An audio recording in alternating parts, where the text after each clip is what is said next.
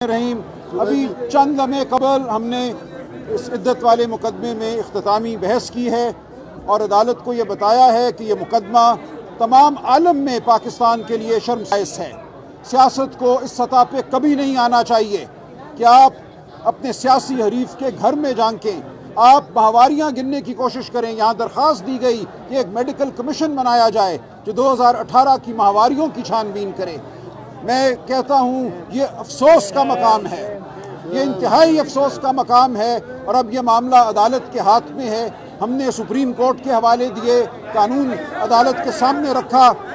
یہ بات بالکل واضح ہے کہ شریعت میں ہمارے سپریم کورٹ کے فیصلوں کے مطابق عورت کا کہنا اس کے جسم کے حوالے سے، اس کی ذات کے حوالے سے حتمی ہے۔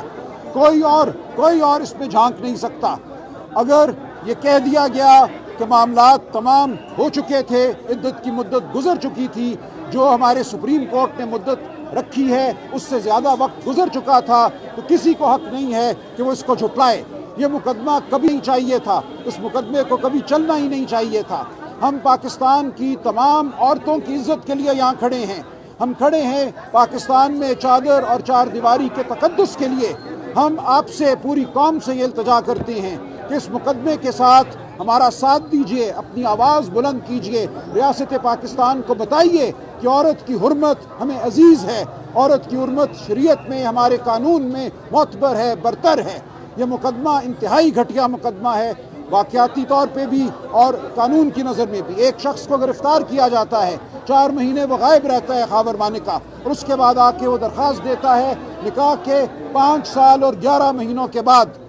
عمران خان صاحب اور بشرا بی بی کا نکاح 1 جنوری 2018 کو ہوتا ہے، اور یہ درخواست نومبر 2023 میں داخل کی جاتی ہے کہ کس طرح لوگوں کو مہروں کے طور پہ استعمال کیا جا رہا ہے سیاسی مقاصد کے لیے۔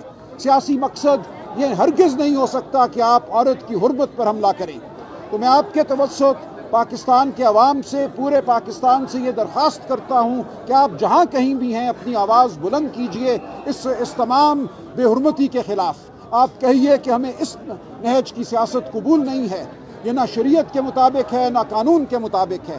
انشاءاللہ 3 بجے ہم سمجھتے ہیں ہماری فتح ہوگی، لیکن میں قوم کو یہ کہنا چاہتا ہوں کہ کل سپریم کورٹ نے ایک تاریخی فیصلہ دیا، لیکن یاد رہے اس سے پہلے ہم الیکشن کمیشن میں مقدمہ ہار چکے تھے، پشاور ہائی کورٹ میں مقدمہ ہار چکے تھے، سپریم کورٹ میں بالآخر سنوائی ہوئی، ہماری جماعت کے تشخص کو مانا گیا، ہمیں پی ٹی آئی کے طور پہ اسمبلی کا ممبر مانا گیا۔ یہ مقدمہ بھی آگے چلے گا، دونوں میں سے ایک فریق یقیناً ہائی کورٹ جائے گا اور پھر معاملہ سپریم کورٹ میں بھی جائے گا۔ لہٰذا کوئی بھی فیصلہ ہو، ہم نے دل نہیں ہارنا، ہم نے لڑتے رہنا ہے، آخری اوور کے آخری بال تک ہم نے لڑنا ہے، جیسا عمران خان صاحب کہتے ہیں۔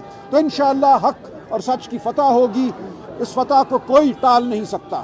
آپ کا بہت شکریہ۔ سلمان اکرم راجہ صاحب، آپ کے آرگومنٹس تو بڑے جاندار تھے، لیکن اس کے باوجود بھی فیصلہ آپ لوگوں کے خلاف آیا۔ اب آپ کیا توقع کر رہے ہیں اس اپیل میں؟ دیکھیں، یہ اپیل جو ہے جس تناظر میں ہوئی آج، وہ بھی سامنے رہے قوم کے۔ 20 فروری کو اپیل دائر ہوتی ہے، سیشن جج اسلام آباد مقدمہ سنتے ہیں 3.5 ماہ۔ 29 مئی کا جو دن تھا وہ فیصلہ سنانے کے لیے مقرر تھا۔ فیصلہ سنانے والے دن وہ جج صاحب آ کے کہتے ہیں کہ بوجو میں قاصر ہوں، میں فیصلہ نہیں سنا سکتا۔ تو قوم فیصلہ کرے کہ ان جج صاحبان پر یا ان جج صاحب پر کیا دباؤ تھا کہ 29 مئی کو وہ فیصلہ نہ سنا سکے۔ پھر مقدمہ ان سے چھین کر، ان سے لے کر ان جج صاحب کو بالخصوص دیا جاتا ہے۔ ان جج صاحب نے مجھ سے پوچھا کہ کیا آپ کو مجھ پر اعتبار ہے؟ میں نے کہا میں منتظر ہوں اعتبار کا، دیکھیں گے ہم کیا ہوتا ہے۔ لہٰذا جس تناظر میں، جس سیاق و سباق میں یہ مقدمہ اس عدالت میں آیا، وہ ہمارے لیے تشویشناک ہے، لیکن اس کے باوجود ہم نے قانون اور آئین اور واقعات کے مطابق مقدمہ لڑا، پروفیشنلی مقدمہ لڑا۔ ہم توقع کرتے ہیں کہ فیصلہ بھی قانون اور آئین کے مطابق آئے گا، واقعات کے مطابق آئے گا، لیکن فیصلہ اگر اس سے ہٹ کر آتا ہے تو ہم ہائی کورٹ جائیں گے، ہم سپریم کورٹ جائیں گے، ہم انشاءاللہ کامیاب ہوں گے، فتح ہماری ہے، کیونکہ ہم حق اور سچ پہ کھڑے ہیں۔